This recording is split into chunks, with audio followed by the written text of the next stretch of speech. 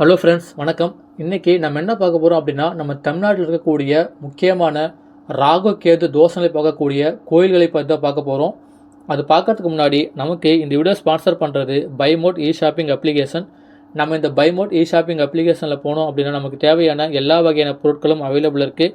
அதாவது சின்னவங்கள்லேருந்து பெரியவங்க வரைக்கும் எல்லாருமே ரெகுலராக யூஸ் பண்ணக்கூடிய எல்லா வகையான பொருட்களும் நல்ல தரமாகவும் நல்ல விலையிலும் கொடுக்குறாங்க. உங்களுக்கு தேவை அப்படின்னா பர்ச்சேஸ் பண்ணிக்கலாம். இந்த அப்ளிகேஷன் ப்ளே ஸ்டோரில் அவைலபிள் இருக்குது, ஆப் ஸ்டோரில் அவைலபிள் இருக்குது. அண்ட் நானும் இதுக்கான லிங்கை வந்து டிஸ்கிரிப்ஷனில் கொடுக்குறேன். உங்களுக்கு தேவை அப்படின்னா உங்கள் விருப்பத்தின் பேரில் பர்ச்சேஸ் பண்ணிக்கலாம். ஸோ நம்ம வீடியோவில் போகலாம். நவகிரகங்கள் வந்து பார்த்திங்கன்னா முக்கியமான கிரகங்கள் வந்து பார்த்திங்கன்னா ராகு கேது. இந்த கிரகங்களோட வந்து தோஷங்கள் பார்க்கக்கூடிய கோயில்கள் தமிழ்நாட்டில் நிறையா இருக்குது.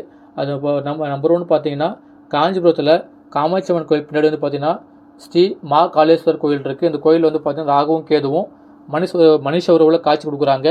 இங்கே போய்ட்டு நம்ம செவ்வாய் வெள்ளி ஞாயிற்றுக்கிழமையில் வந்து ராகு காலத்தில் பூஜை பண்ணோம் அப்படின்னா நம்ம வந்து ராகு தோஷம் நீங்கும். அடுத்து வந்து பார்த்திங்கன்னா புதுக்கோட்டை மாவட்டத்தில் வந்து பார்த்திங்கன்னா பேரையூரில் நாகநாத சுவாமி வந்து அருள் வலிக்கிறாங்க. இங்கே போயிட்டு நம்ம பூஜை பண்ணோம் அப்படின்னாக்கா நாகநாத சுவாமியை பூஜை பண்ணோம் அப்படின்னாக்கா நமக்கு வந்து ராகு தோஷம் நீங்கும்.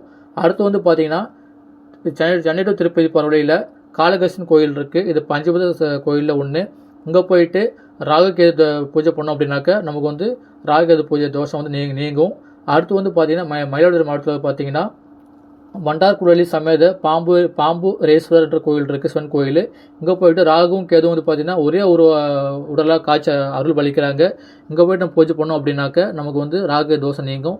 அடுத்து வந்து பார்த்திங்கன்னா திருவாரூர் மாவட்டத்தில் வந்து பார்த்திங்கன்னா நம்ம வந்து திருக்கண்ணங்குடின்ற ஊரில் ஸ்ரீ காளத்தீஸ்வரர் கோயில் இருக்குது. இந்த கோயில் வந்து பார்த்திங்கன்னா ராகு கேது வந்து ஒரு சிறப்பான பரிகாரத்தலமாக இருக்குது. இங்கே போய்ட்டு பரிகாரம் பண்ணோம் அப்படின்னாக்கா நமக்கு வந்து தோஷங்கள் நீங்கும்.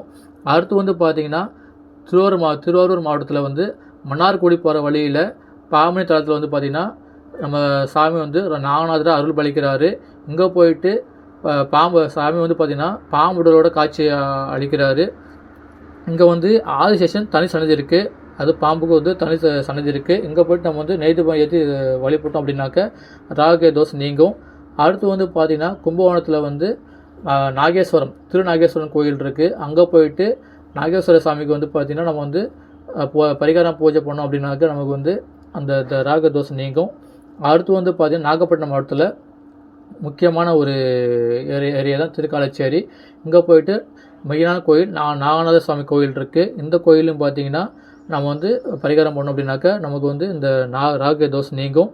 அதுக்கடுத்தது அதே நாகப்பட்டினம் மாவட்டத்தில் நீலயதாட்சின்ற கோயில் இருக்குது. இங்கே போனோம் அப்படின்னாக்க அஷ்டநாக கோயில் இருக்குது. இங்கே ஆதிசன் கோயில் இருக்குது. இங்கே போயிட்டு நம்ம வந்து பூஜை பண்ணோம் அப்படின்னாக்க நமக்கு வந்து ராகு தோஷம் நீங்கும். அப்புறம் வந்து பார்த்திங்கன்னா சிதம்பரம் அங்கேருந்து கொஞ்சம் தூரத்தில் வந்து பார்த்திங்கன்னா காட்டுமார் கோயில் போகிற வழியில் சவுந்தரநாயகி கோயில் இருக்குது. அதாவது ஆனந்தீஸ்வரர் கோயில் சிவன் கோயில். இங்கேயும் பார்த்திங்கன்னா எல்லா நாகங்களும் பார்த்திங்கன்னா நம்ம சிவனை வந்து வழிபட்ட கோயில் இது.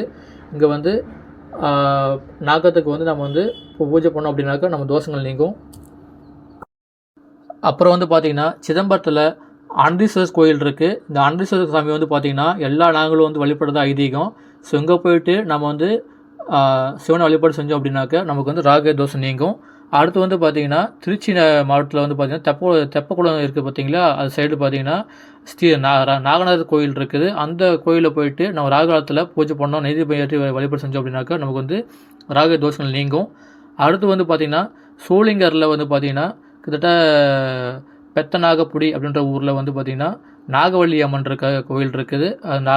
நாகவள்ளி அம்மன் அப்புறம் வந்து நாகநாதேஸ்வரர் கோயில் இருக்குது. இங்கே போயிட்டு நம்ம பரிகாரம் பண்ணோம் அப்படின்னாக்க நமக்கு ராகு தோஷம் நீங்கும்.